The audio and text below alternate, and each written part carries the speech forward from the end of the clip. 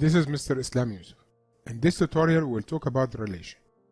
In relation we'll know what is the meaning of relation and how to represent the relation in different ways: ordered pair, table, graph, and mapping. After that we'll know how to determine the domain and range for any relation. Question number 1. Express the ordered pair that we have 2 and 5, -2 and 3, 5 and -2, -1 and -2 as table, graph, and mapping. The given relation represented as an ordered pair, and we need to convert to the table and graph and mapping. As we know that for any ordered pair represent as x and y. So to represent the first ordered pair it will be 2 and x, 5 and y. The second one -2 and 3. The third one 5 and -2.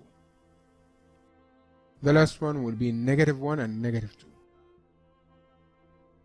And to represent as a graph we have the ordered pair 2 and 5.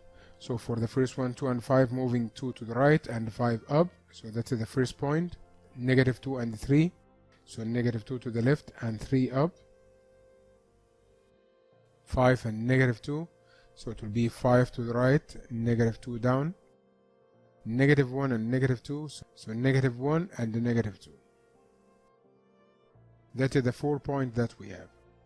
For the last part as mapping we will represent all of the x's that we have: 2, -2, 5, and the -1, without repeating any element.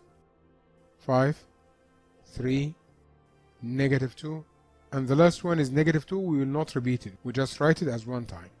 So the first order pair 2 and 5, -2 and 3, 5 and -2, -1 and -2.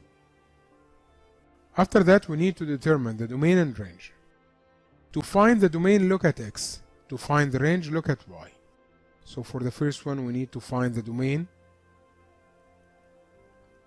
We look at x, so x contains 2, -2, 5 and the -1.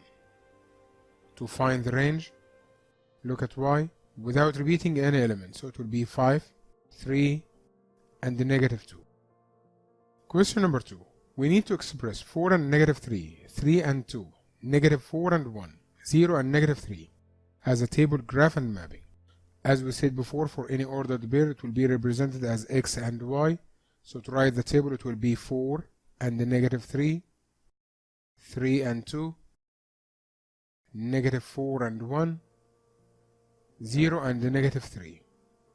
And to complete the graph, 4 and -3, so it's mean moving 4 to the right, -3 down. The second one 3 and 2, so moving 3 right and 2 up. -4 and 1, so -4 to the left and 1 up.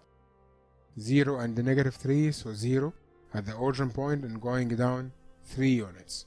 For the mapping at the last one, write all of the values of x without repeating. So it will be 4, 3, -4 and 0.